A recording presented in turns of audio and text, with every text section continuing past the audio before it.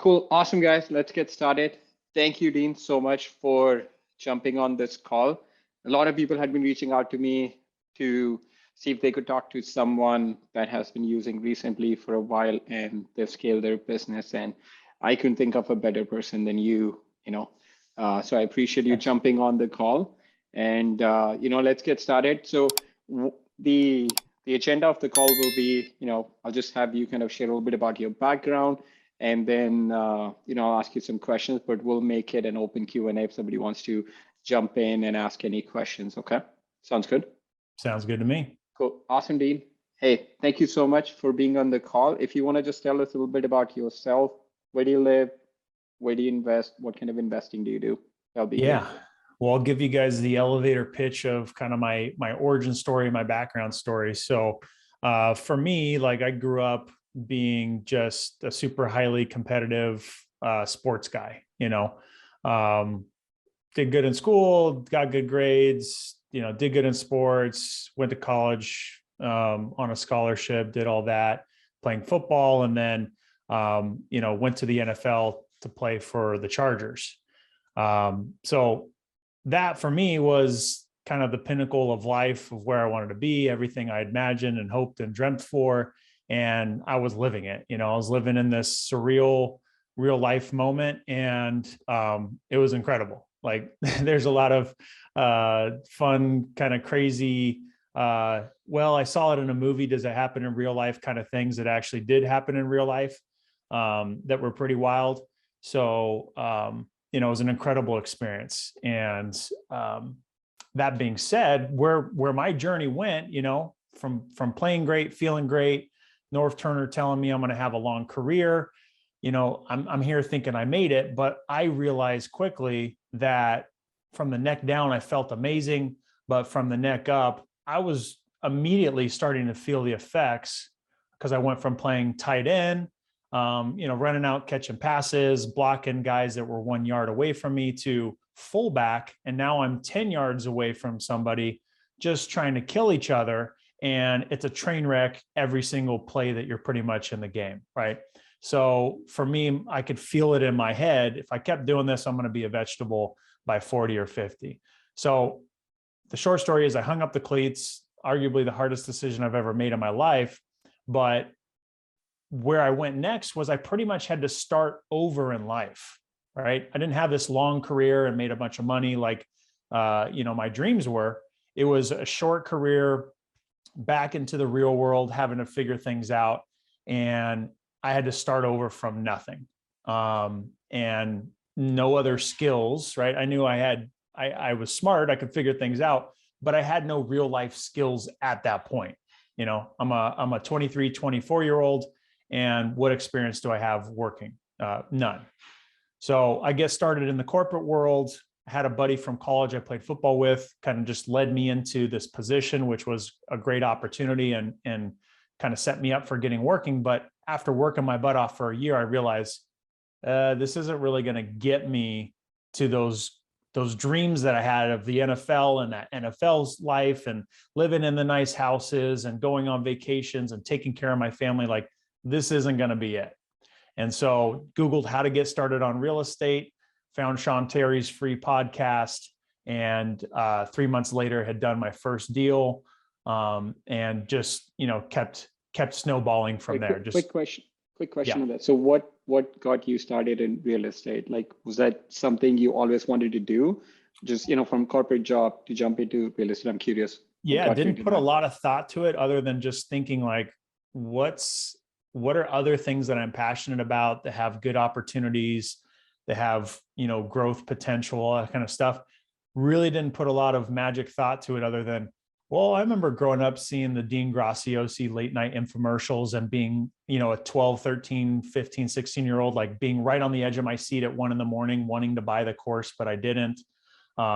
Liking real estate growing up, thinking maybe I'll be a real estate agent or something, but just typed it in after just those little short thoughts and found the free podcast and just started listening and was like, wow, this is interesting. What year was this?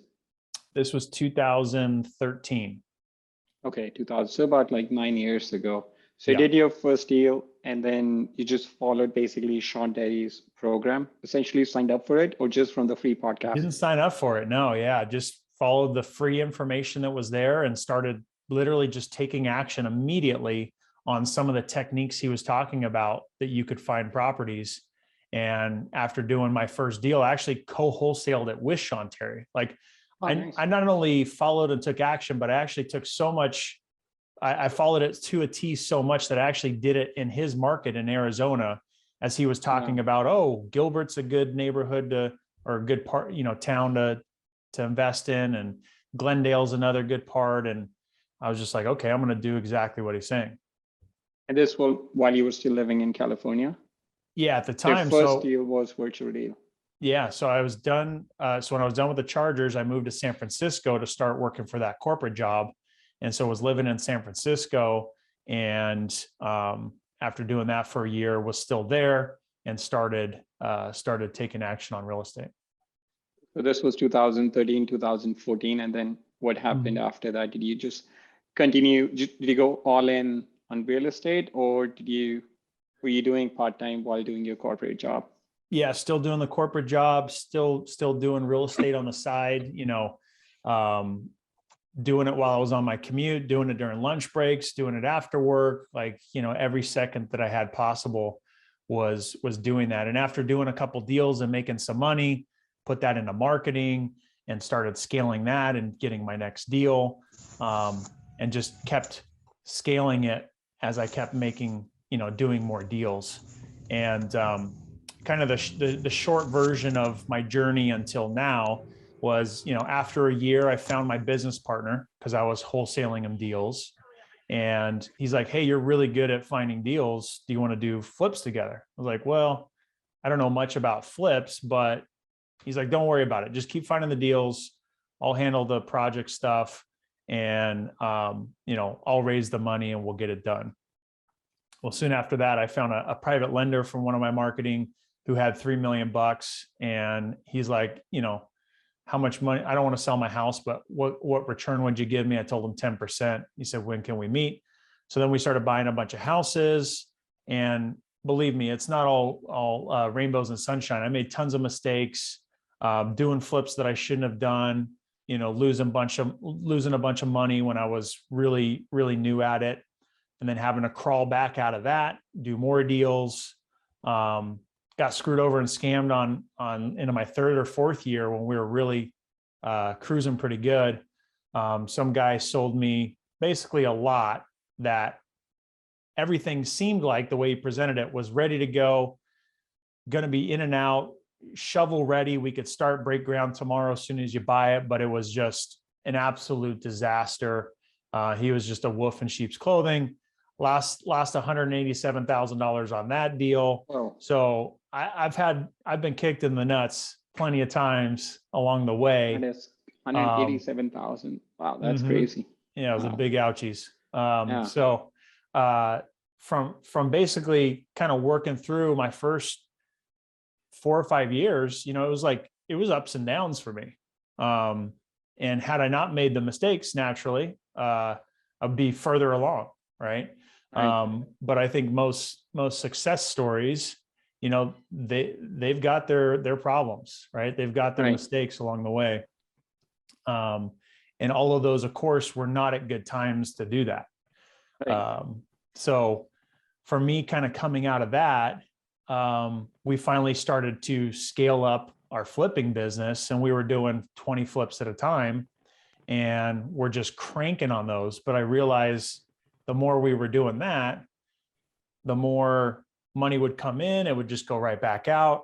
And it felt like we were just dead broke all the time because we were just flipping like crazy.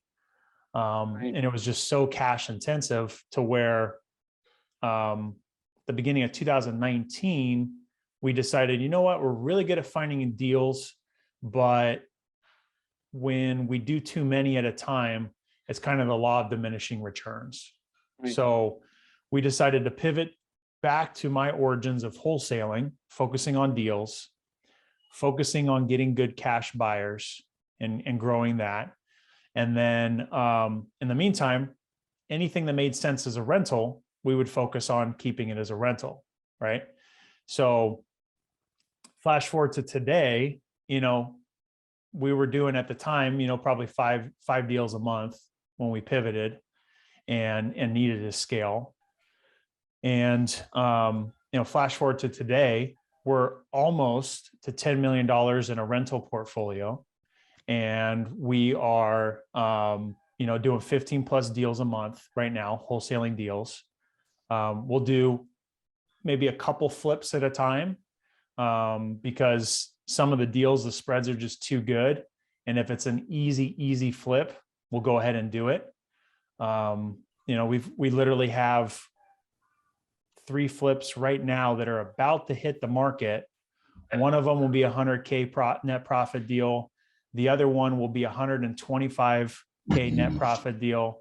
And the other one will probably be, 70 to 80K net profit deal. So when those come along and they're really easy in and out ones, we'll go ahead and flip it again. And these are all in Central California market? Yeah, all in Central California. To your question earlier, where do I live? Where am I investing? I started in San Francisco.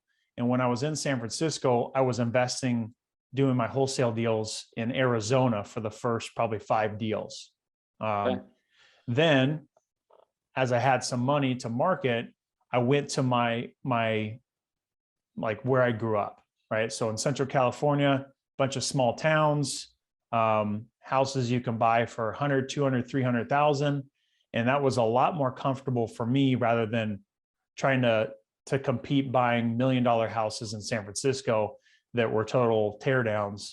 That was just too intimidating for me. So I focused on where I knew, what I was comfortable with, and was doing that all virtually. And then after living in San Francisco for a couple of years and realizing how cold it is, I decided to move back to San Diego and been virtual ever since then. And, been growing the team and adding new team members over the years. So I want to go back to, so you joined REsimpli in 2020, right? Mm-hmm. Mid 2020, is that right? So you're doing about 5 to 7 deals a month. I just talk about kind of what you were doing and what your system was like when, you and I had that Zoom call. Yeah. So for me, everything was painfully manual. I was just so busy as a, what do they call it? When you're working in the business, when you shouldn't be, what do they call that again? Oh man, you're asking an immigrant a question about, I don't know if somebody wants to chime in. I know what you mean. You're working in the business, but not on the business. I remember seeing you. What's that? What was that? Solopreneur. Yeah, that's a phrase you could use. Technician. I think that's the one I was looking for, Derek. Yeah. You had a team. You still had a pretty large team back then. I just remember like seeing these Google Sheets that you had and manual process that you had. Yeah.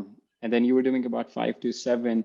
So what have you done since then? Now you're about 15 plus in like last 18 months or so. So what have you done that has really scaled your business? What's the couple of important things that you've done that you've noticed in your business looking back? Yeah. Sophia said operator. So operator, technician. Yeah. I was working too much in the business. And a big reason because of that, the big reason why I was doing that is because I didn't really have the right systems. I had a way I was doing something, but I wasn't leveraging technology to really take all that manual effort out of it. So just to paint a picture for you, I literally would get a phone call to the same phone number for every lead source. Okay. They would call and I would go to a big, massive Google sheet that had all of our leads. Okay. Depending upon what list they came from. And then they would say, oh yeah, I'm, John Smith. Okay. What's your address, John Smith? 123 Main Street. While I'm talking, we would go, whether it was me or my acquisition manager, we would go to that spreadsheet and look up the address, wait for it to look through the 150,000 records, which would take some time. Then poof. Okay. It's in the absentee list, right? Let's just say, okay, Great. Now I can go over to my other Google sheet for my KPIs, go to my direct mail marketing section, and then go in, because I'd ask them, how'd you hear about us? Oh, we got a postcard. Go to the direct mail section, go to absentee, and then I would just guess that it came from the month I just sent it. So I'd go to April and then change it from 5 calls to 6. Okay. That's how painfully manual it was before. And we were still doing, 5 to 7 deals at the time. Right. And what does your process look like now? How big is your team right now? Yeah. So the way the team looks now is we've got me, my business partner, acquisition manager, leads manager, who really acts as an acquisition manager too, our office manager, and then our marketing manager, and then business development guy. So we've got 7 people, 7 employees. And so you just have 1 acquisition manager and 1 lead manager? Technically 1 acquisition manager, technically 1 leads manager. The leads manager wears both hats as leads manager and acquisition manager. That's still super impressive. Like, let's just say, even if you have to, like 1.5, 2 acquisition manager to be doing that sort of volume, that's super, super impressive. And then what marketing channels are you using in your business that you're seeing consistently working for you, going from 5, 7 deals to 15 plus a month? Yeah. So it was a combination to get us to where we're at now. It was the combination of using REsimpli, because I looked at Podio, I looked at Salesforce, and honestly, it like gave me knots in my stomach because I saw how much configuration and customization I was going to have to do, that it was going to be constant upkeep. And I was going to stress myself out because I like stuff to be done, well, and to be set up the right way. I knew I was just going to be a mess over it. So it wasn't until Chris Arnold, spotlighted REsimpli when I signed up for their radio program. And then at the very end, they just had one little small part. Hey, by the way, if you're looking for a good CRM, check out REsimpli. I was like, what's this? I've never heard of REsimpli. How have I not heard of this? I've been researching all over. So got a demo with you guys. Then I got another conversation with you, and I was like, holy crap. And it's not even anywhere close to as good as it is now. Doesn't even scratch the surface. But at the time, it was still seriously so much better than everything else, and streamlined everything that I needed. The sexiest part for me was the fact that you built it from the point of view of an accountant, and all the KPIs, everything was accounted for, and automatically done. That was the sexiest thing in the world to me. I was like, whoa, mama, I got to get this. So from there, basically having the right systems in place, being able to hold ourselves accountable, plus we added in 2021, we added TV ads. Okay. That added another $500,000 in profit to our business. We got a little bit better at PPC, which we outsource all of that. We do cold calling, which is our highest ROI out of 16K spent. We made 179,000. So I was 11 times ROI. We're still heavy in direct mail, and have been since day one. When I first started paid marketing, it was direct mail, and that's all branded. So we had a 3x return on that. We did like 350 to 400K profit on that. And then our probably most exciting part of our business that's growing, and the reason I hired someone for business development, was we did $1 million in revenue just from our, what I call Friends with Benefits program. And the Friends with Benefits program is all around doing JV deals. So in 2020, when the world was terrified about what's going to happen to the market, we continued to do consistent deals, and people were like, well, how are you finding deals? Right. And we started being more public about doing deals. And from doing that on social media, people were like, well, hey, can you help me with my deals? And it just is snowballed from there. There's more to the story, but it snowballed from there to where people will now literally on a daily basis bring us deals and want us to help them get it under contract, to sell it to one of our buyers, because we've been known as having the top buyers in our market. And so we added $1 million in revenue to our business just from free deals getting from other people. And I honestly think, so we did 108 deals last year. I think I know we'll do 150 this year or more. And the year after, I think we could do close to 300 by scaling the Friends with Benefits program. And then is that mostly co-wholesaling, or is that also real estate agents? Or do you have like a split on how much is coming from other wholesalers versus other agents in this? Yeah, I'd say 8 out of 10 deals are from other wholesalers, and then 1 to 2 are going to be from a realtor or another investor, like someone who's actively doing flips or owns property themselves. And they're just like, hey, I saw you're doing this. Can you help me? And that's why it's the most exciting, and why I think we're going to scale it, is because we're going to go on a full hardcore marketing campaign all around connecting with realtors. Okay, now hear me out on this. If you're a realtor, you probably have a cash buyer in your back pocket, or you just go list it on the MLS, right? You're for sure going to find a cash buyer there. Right. Now, what if I were to come to you and say, hey, Mr. or Mrs. Realtor, let me be your cash buyer. Not only are you going to get the same good terms of knowing the deal is going to get done and done quickly, but you're going to, be able to represent the seller. You're going to be able to represent me as the buyer. But what if I were to also give you 50% of my profit?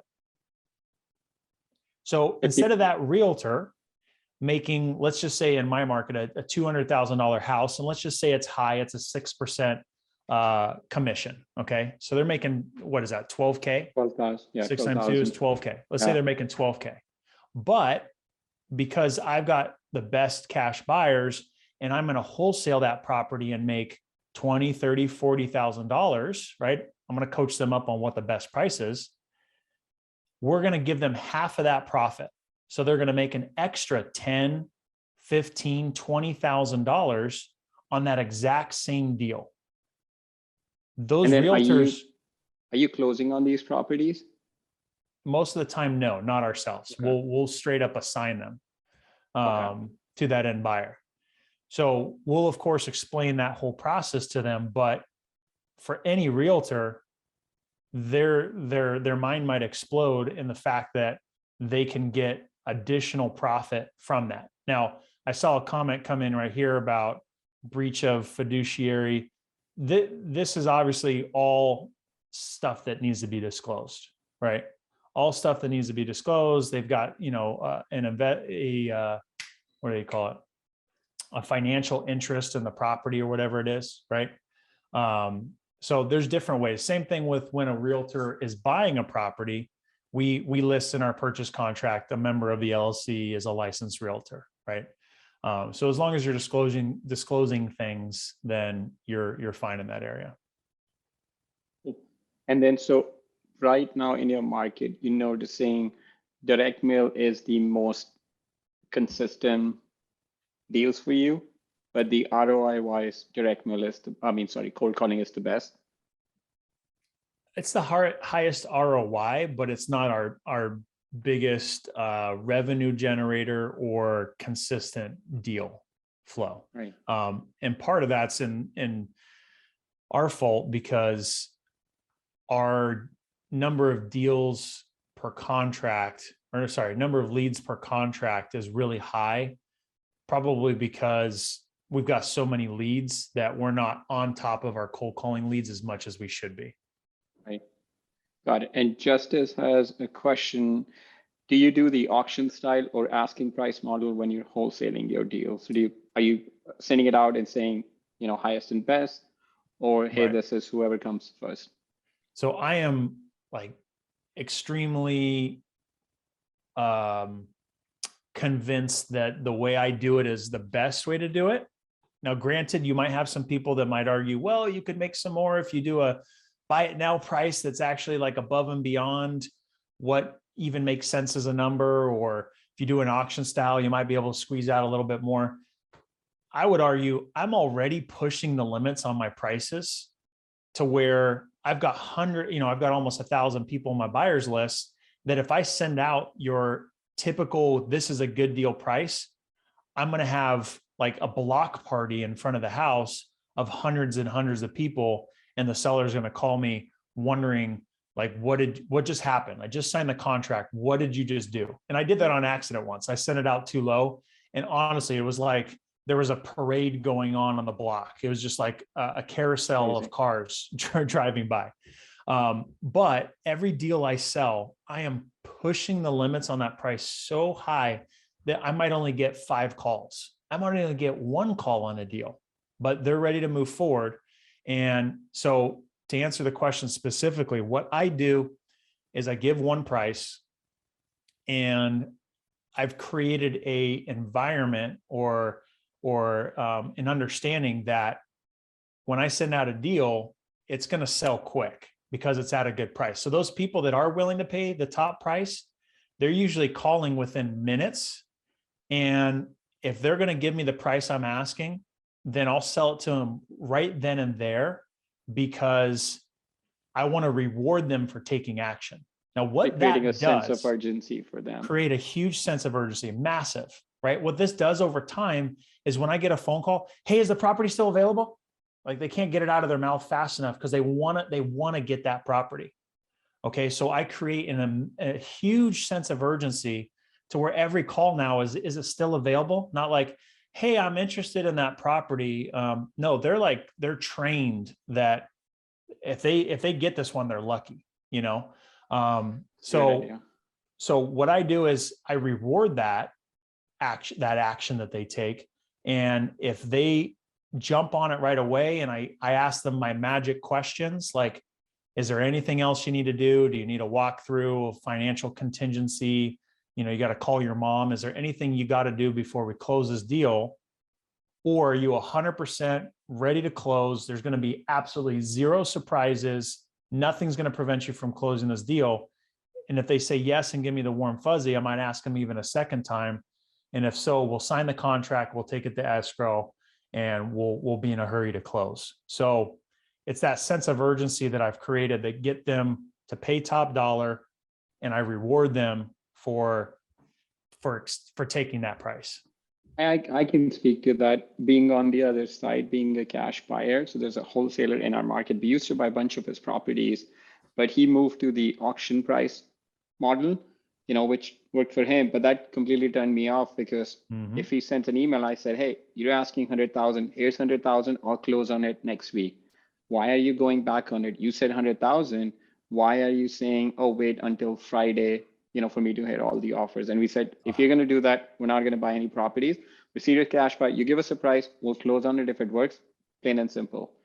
So yeah, I can speak to that from a cash buyer side of it. I've been there too, and it drove me crazy. It would piss me off. I would honestly not want to do any business with them, because they'd ask the price, just like you said, 100K. All right, man, let's do this deal. Like, we're committed to it. Can you send me the contract? How do we do this? Exactly. It's like, oh, you know, I'm waiting till I'm going to be sending highest and best. It's like, all right, dude, screw that. I don't want any part of this.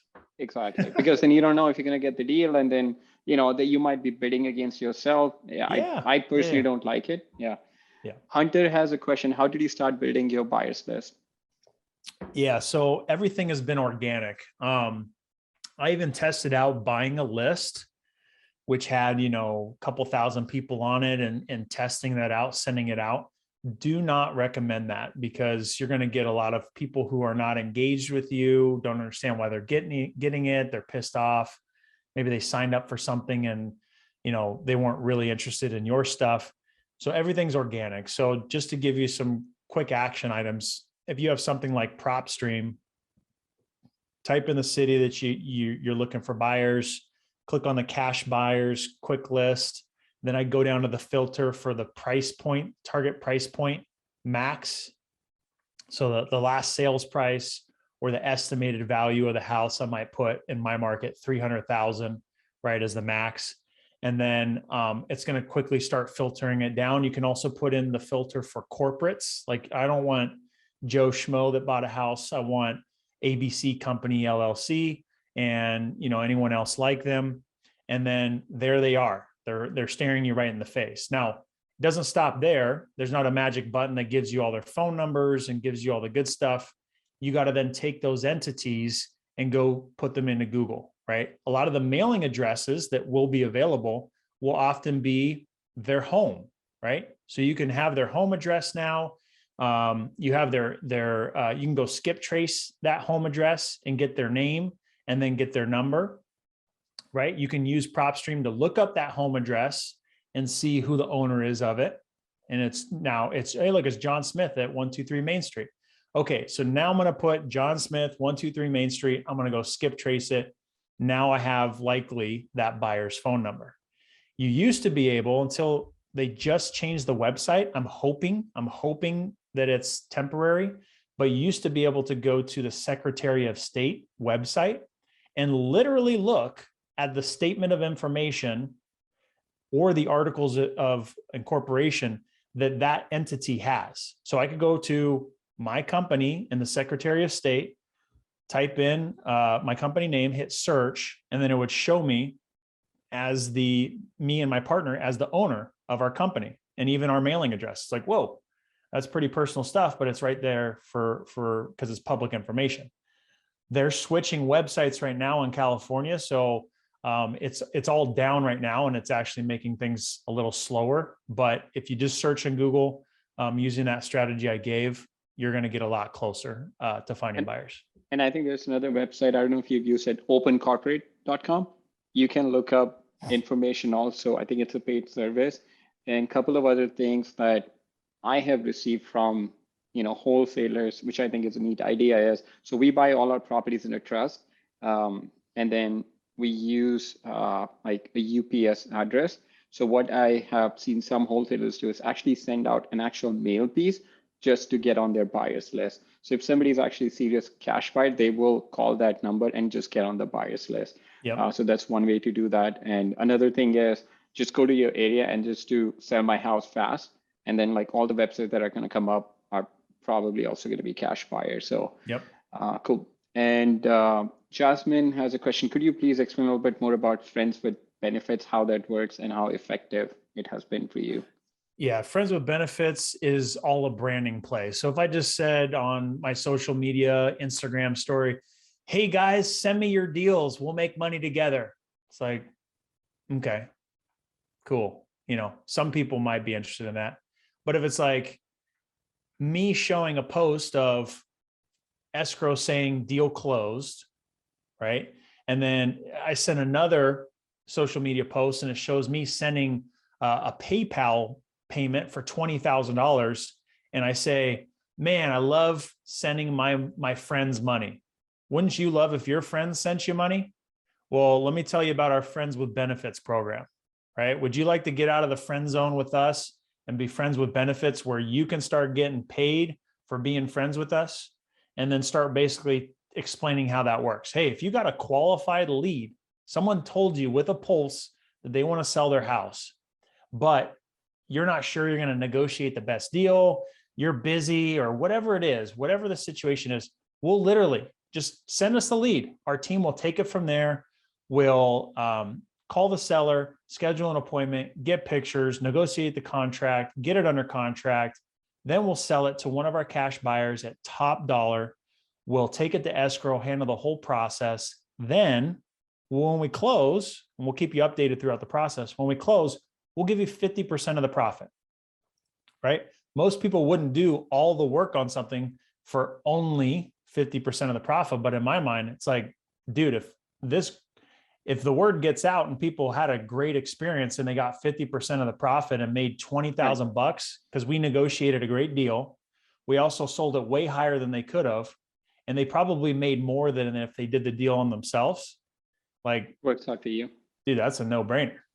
So I have experienced wholesalers and investors, like very seasoned, that just have pretty much given up and said, you know what, just all of my leads I'm sending to you, I'm not even going to try to sell them anything. I'm just going to give you all of my deals. So there's a handful of seasoned investors who just continue to send us all of their leads and just have our team work all of it.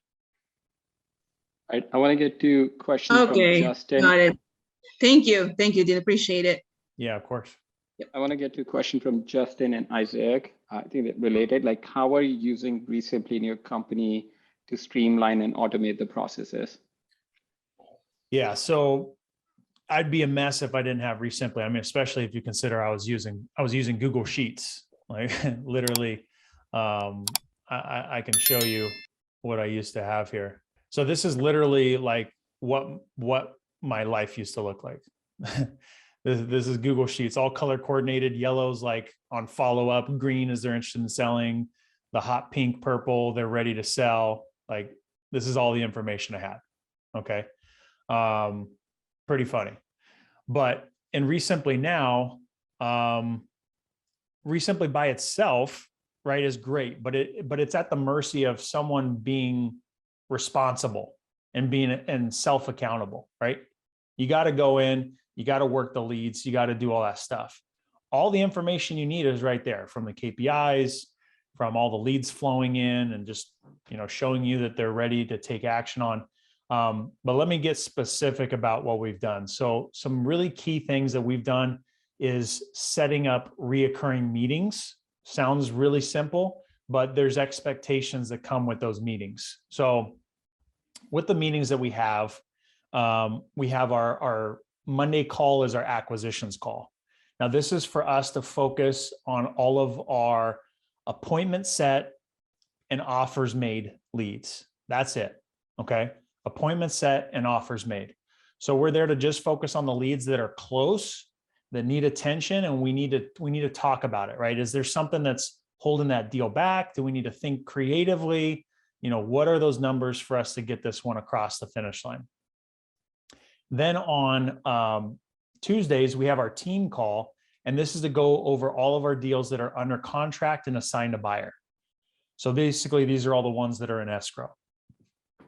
And I can see here, we've got 32 deals in escrow, right? So that's a call that we go through there. We're also going over our inventory, okay?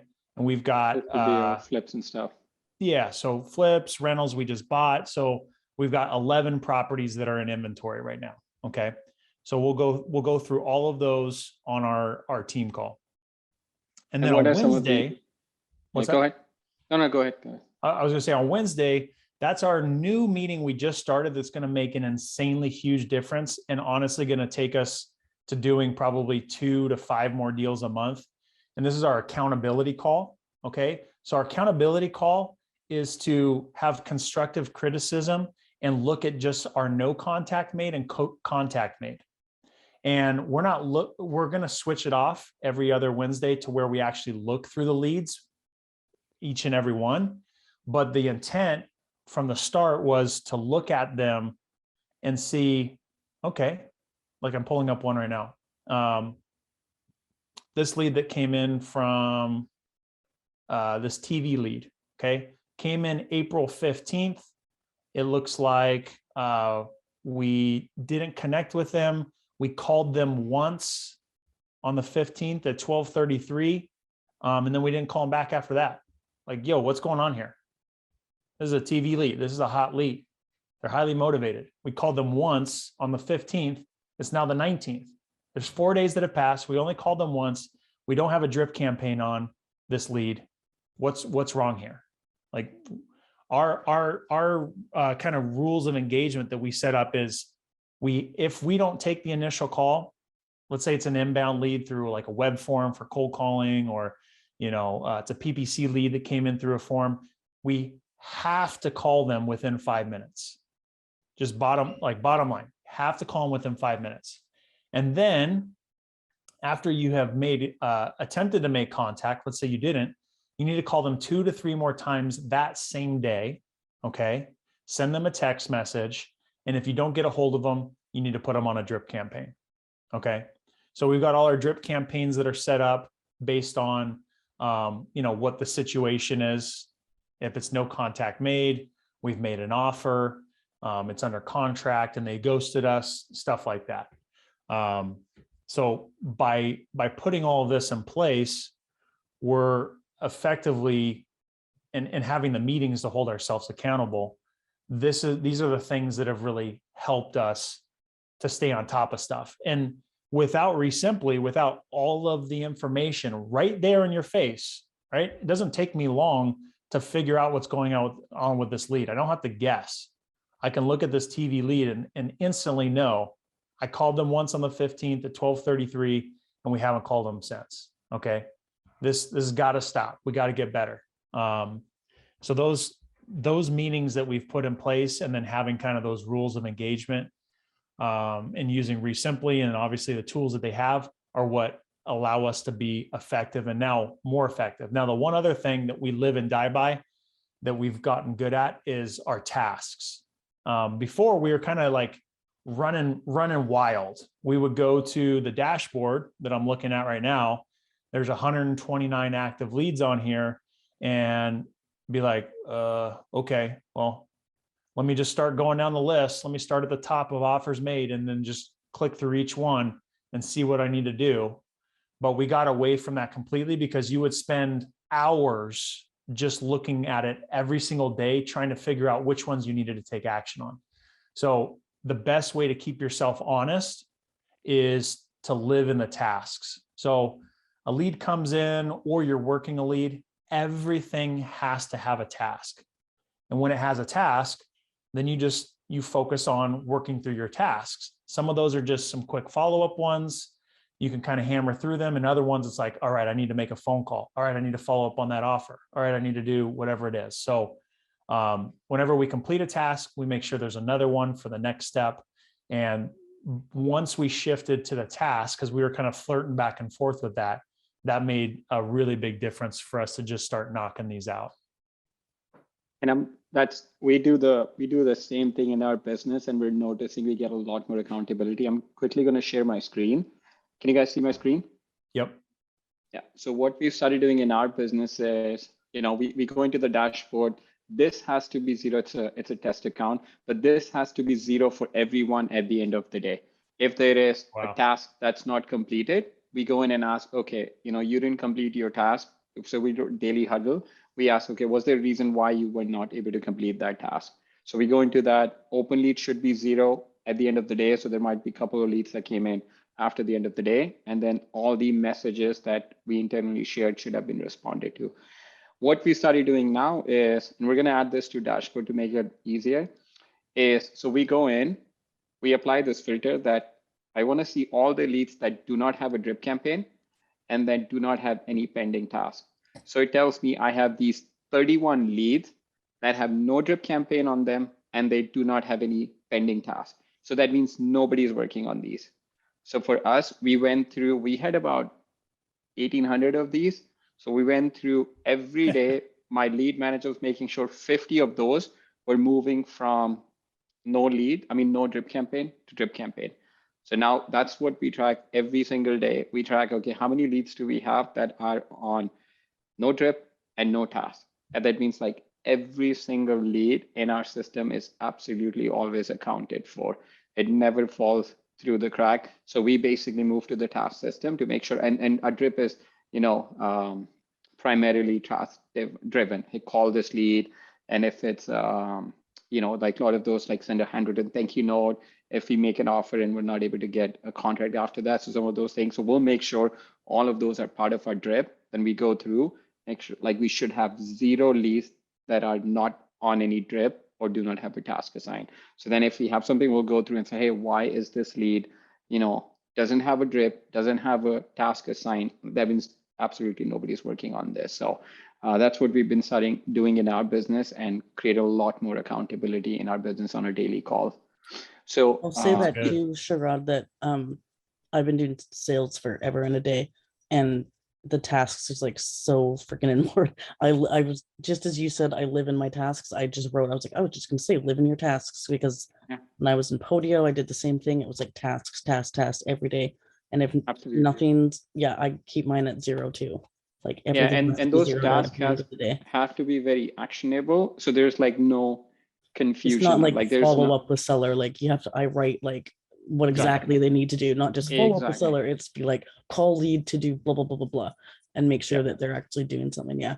Yeah, we have it That's to how the I do it point too. where our property goes appointment set. It creates a task for my office manager to create a shareable link within REsimpli, send it to my acquisition manager. So when she's on the appointment, she goes on the appointment, uploads all the pictures, and then it gets saved within I REsimpli. have So the same all thing of now that is when I automated. go So visit we're not even properties. thinking about Yeah. that. Yeah. It's like call home job, book appointment to go take pictures Yep. of property with their contact Right. information and yada, yada, yada. Yeah, same idea. And then what that does is, Dean, I'm sure you've noticed it. Like there's no gray area there. It's like, did you do the task or you didn't do the task? Like that's it. There's no confusion in there. Oh, I was supposed to do this, but I didn't know. No, there's a very clear task, whether it's call, delete, send this, purchase agreement, whatever that might be, and you just clear that out at the end of the day. And if it's done, that means everything that you were supposed to be doing, you've done, and then you control your actions, and then slowly but surely you start seeing results out of it. Isaac, just since I want to make sure, did you have any follow-up questions to that? You're asking me? Yes. No, you had the question how he's using REsimpli, so I wanted to Yeah. make sure if you had any follow-up questions. I mean, just really just to optimize. I know that, REsimpli has a lot of capabilities, like just deal tracking and just being on top of everything. But I think you answered a lot, Dean. We're just, we're a smaller team right now, and so we're looking to optimize REsimpli. And I think something that was really interesting that you mentioned, Sharad, is going to inactive drip and checking the no pending test. I just checked our system. We have like 600 leads, so we got to find something to do with that. That's for sure going to Exactly. be a source of revenue for us. So I think Yeah. I'm good though. Yeah, no, I mean, I'm sure Dean, you've noticed, Isaac, you've noticed, everybody, you've been doing deals long enough. Like all of a sudden you'll get this random lead call you back and say, oh, I'm interested in selling my property now. You might have moved it to dead lead. You're like, holy crap, I never expected this person would actually call me back, and they call Yeah. you back. It just, all drip campaign does, it just stays on their radar. That's it. Like all you're doing with the drip campaign is you're just staying on their radar. Whenever you're just letting them know, hey, Mr. Seller, I'm still looking to buy a house. Whenever you're ready to sell, let me know. That's it. They will have their motivation change, and all you hope at that point is that they're calling you or texting you whenever they're ready to sell. And then as soon as they call or text, we get a notification. So somebody on my team will jump in and just call them, book an appointment. So we're closing everything after we go on appointments, and we're closing on everything rehabbing. So, but we go on an appointment, and then just it creates a task for us, and then we make sure everything is cleared out at the end of the day. Definitely. Yep. Justice, did you have any question? I know you just signed up last week and you're doing about 40, 50 deals a year. So I wanted to see if you had any questions.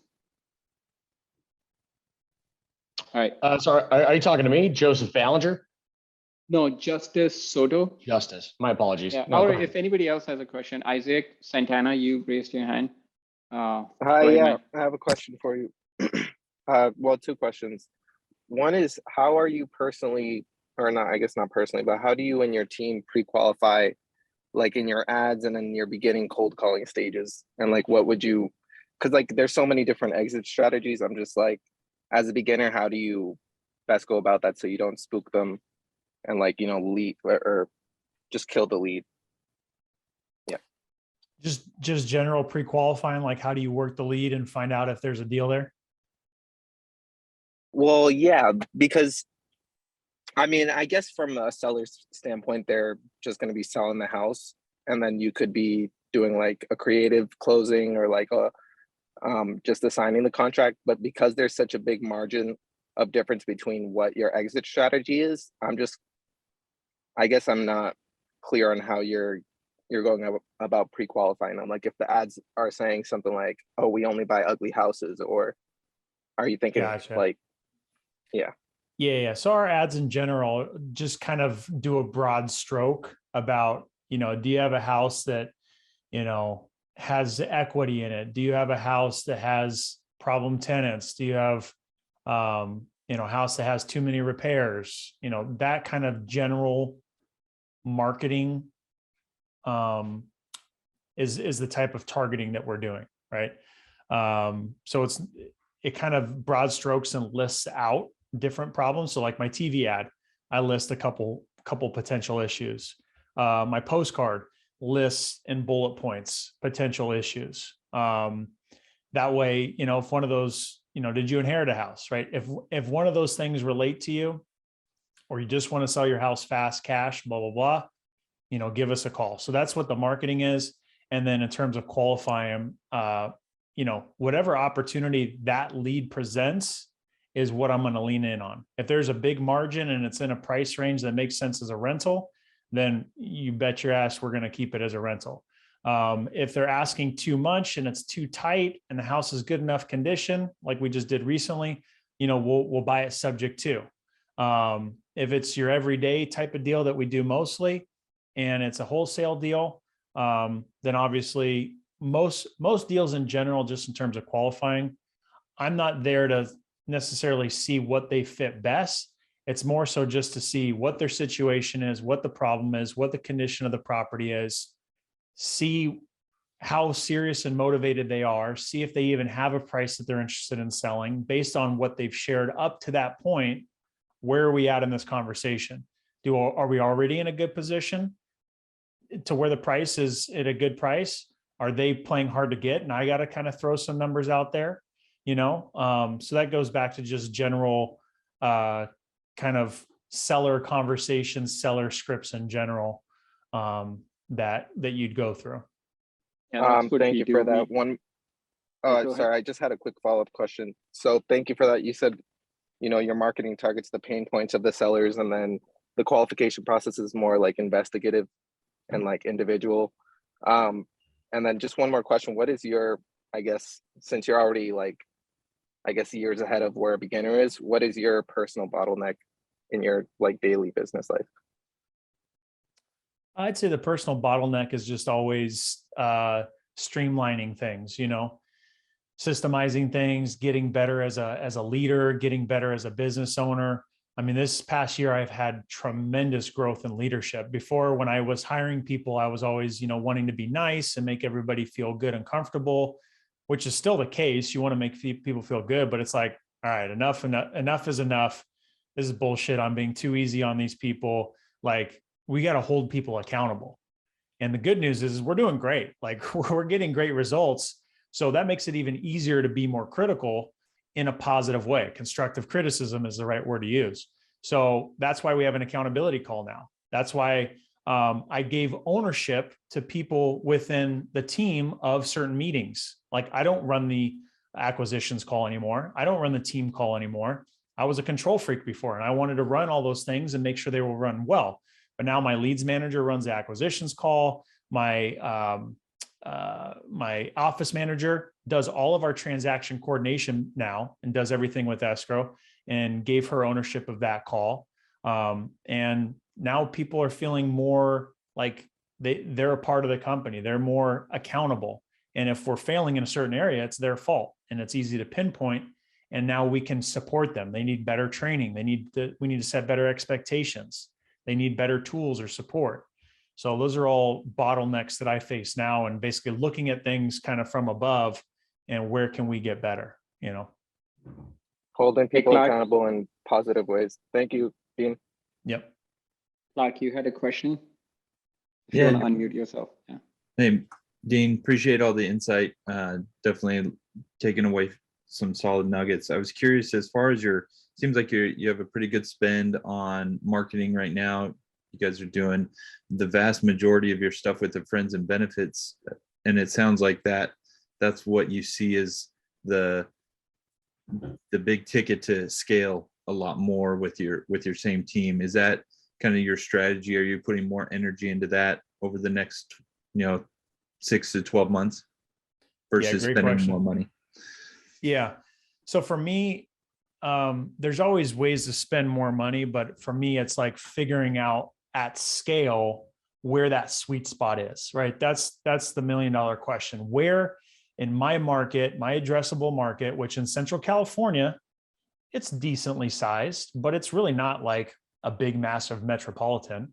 So for me, it's finding that sweet spot. Where at scale am I able to spend X amount of dollars and consistently get these certain results? So the friends with benefits at this point makes up maybe 40% of our business as they continue to keep cranking through. and the remainder is, you know, maybe 30 to 40% of our business. And then the rest of it is all through, you know, our paid ads and continuing to crank those out. So to answer your question, where is my focus? It's definitely to continue to optimize the spend and the results I'm getting on the paid advertising, because that's never like a click button and it continues to get the same results. Things change, technology changes, your message gets old and you need something new, right? So that's an ongoing effort and tweak.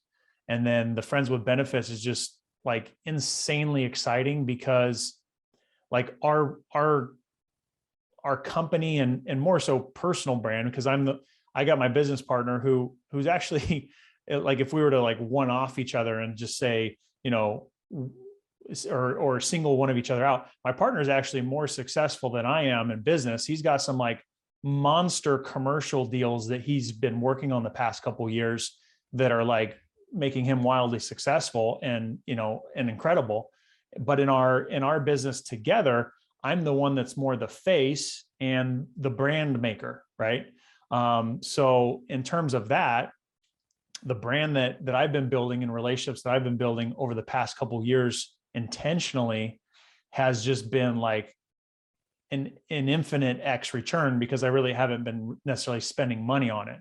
So I encourage everybody enthusiastically that the sooner you can start being focus on your brand and be more intentional about your local market and working with other people within it and doing a great job at it and getting results, the more that's just going to spread like wildfire. So I'm always getting too many leads to where I have to turn them down now from other people, because it's just too much effort on a certain lead that's just kind of out of the norm, or you know, the numbers just don't work, and then we spend time coaching them up on what numbers would work. So yeah, I just see that scaling at such a high rate that I'm really excited about it.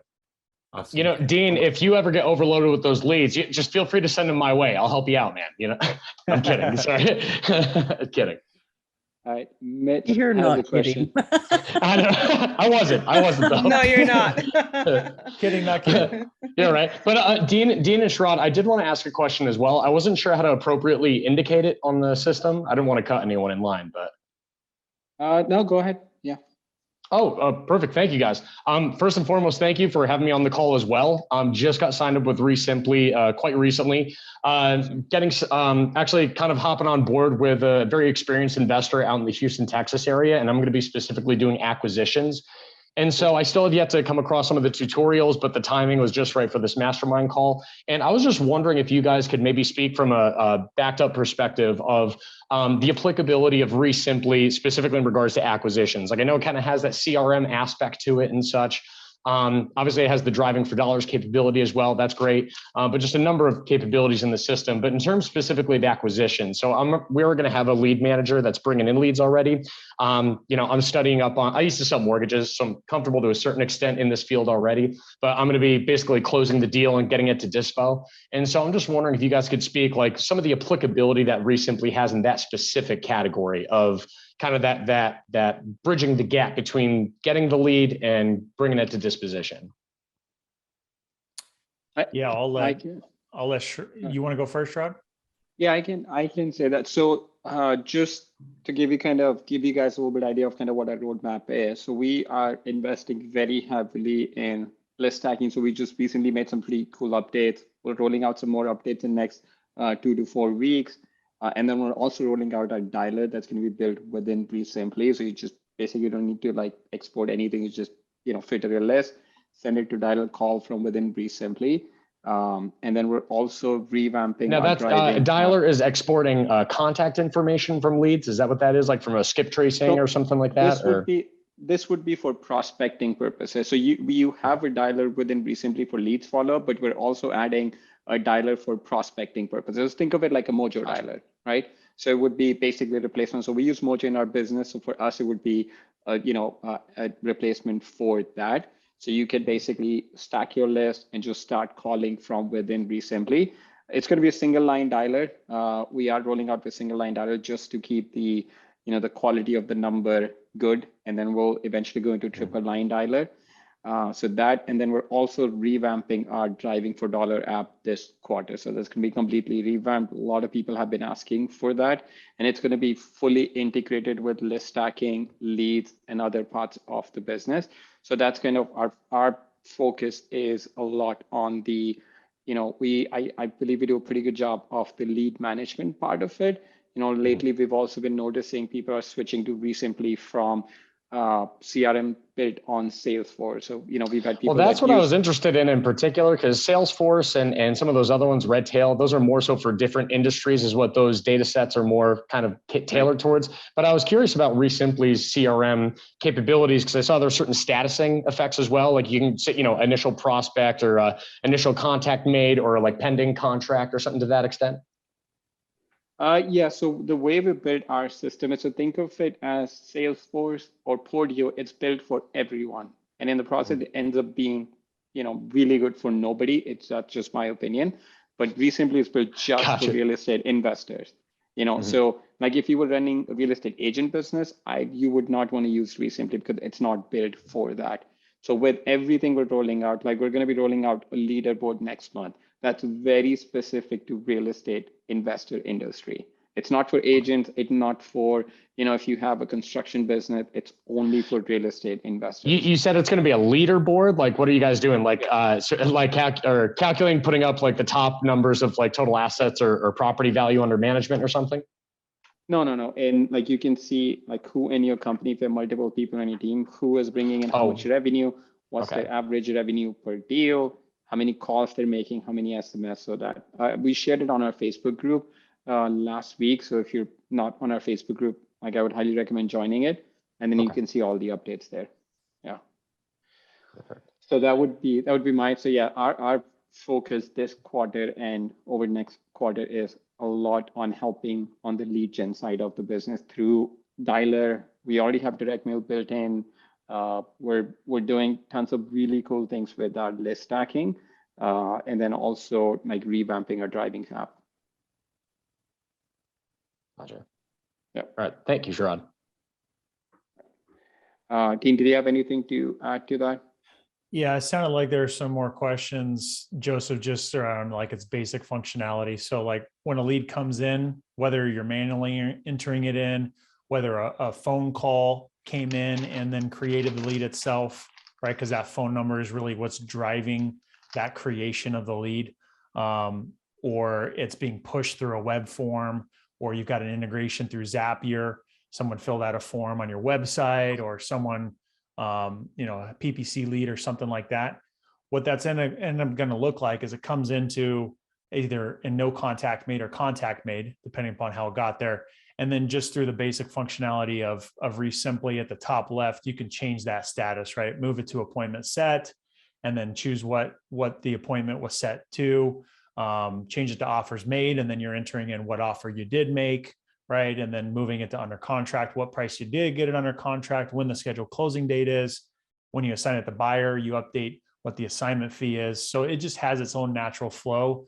That's what I really like about it. It's kind of like a Trello or Asana type of kind of left to right process, like moving through the conveyor belt, And now, specifically in regards to having it in an under contract status, are you able to upload like, I don't know if I'm just getting too nitpicky at this point with the system, but can you upload like a template of a contract whereby it would plug in the info, or like even manually scan in a contract and send it to be like e-signed or something by the client? Yeah, you can do that. Nice. Okay. We're working on we're also rolling out, we're completely redoing our help desk to just make it very, very detailed. So anytime what we are doing is anytime we get a question from anybody, you can actually go to help.resimpli.com. We haven't made that live yet, but we will be making it live. But if you go to help.resimpli.com, you can, it's very, very interactive. You just type in any keyword, it's going to show you everything that matches with that. Its page is not finalized yet, but we'll be making it live next week. And then we're going in, anytime we get a question, we're basically making a tutorial video putting in that. So that database will be updating every single day that we get. Can I add to answer his question?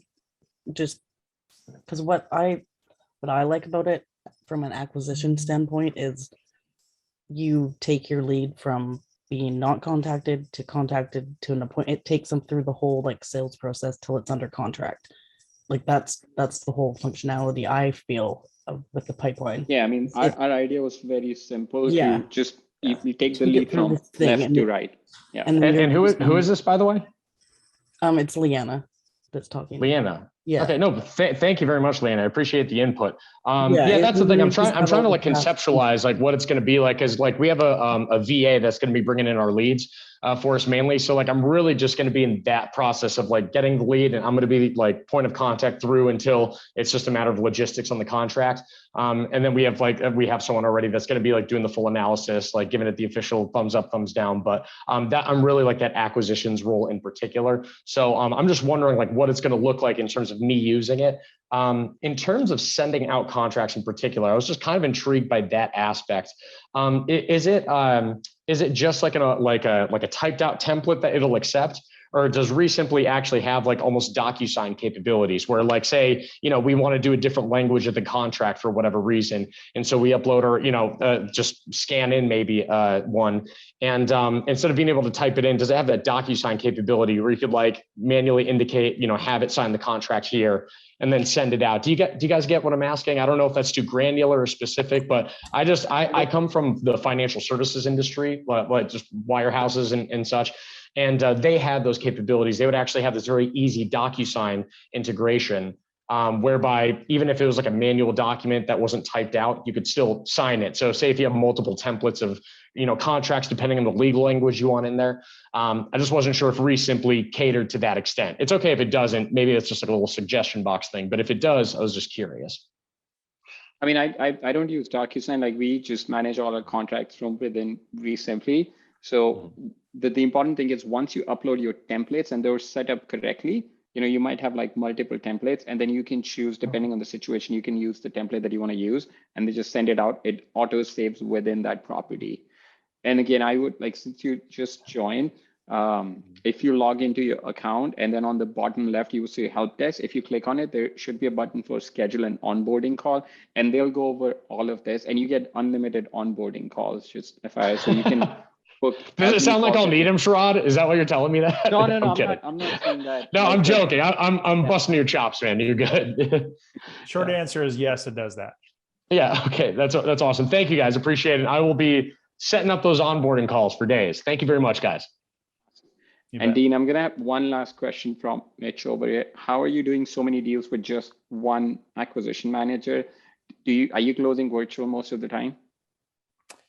Yeah, I'd say the majority of the time we're closing virtual. Based on the way our team is set up, if we have an appointment we need to go to, and let's say we get pictures, it might be my acquisition manager that goes, it might be my business partner that goes and gets the pictures. And then we may or may not, depending on the deal, have already locked the property up under contract, right? If we got it at a price that we feel confident works. Or we might wait to go on the appointment because the numbers are close and we need to see it first. So just kind of as part of our process, we want to get those pictures. It's either my acquisition manager or my partner that's getting those. Sometimes, depending upon where the area is, we might hire somebody to go take those pictures, right? We might find them on Craigslist or Facebook Marketplace and pay them $50 or $75 or whatever it is to go take pictures. And then obviously based on the pictures, we're making decisions on what price makes sense, getting it under contract. And then oftentimes we'll be then sending out the buyers without us ever having looked at it ourselves to then go look at that, or sometimes just make a decision sight unseen and move forward based on that as well, based on the pictures. Awesome, Dean. Thank you so much for your time. I appreciate it, man. I know you're super busy. So if people want to connect with you, where can they connect with you and just learn more about kind of, a little bit more about your business and, be part of your Friends with Benefit program? Right. Yeah. Easiest place to connect is just to go on Instagram. Dean Rogers Real Estate is my handle on there. We can connect on there. Obviously we got a bunch of stuff going on. So I've got content that I put on there. Got a coaching program that I'm actually in the pre-sale right now that'll be coming out here at the end of the month. And, you know, always happy to talk to people and see how I can help you and vice versa. So feel free to reach out to me on Instagram at Dean Rogers Real Estate. We'll put that in the email that we send out also. And then when we post it on YouTube, we'll put the link also for anybody. Cool. Awesome, Dean. Thank you so much, man. I truly, truly appreciate your time. And some of you guys had a question. You jumped in late. This call is being recorded. We'll send an email out with the recording, and then we'll put Dean's information in there. So if you guys want to reach out, connect with Dean directly, you could do that.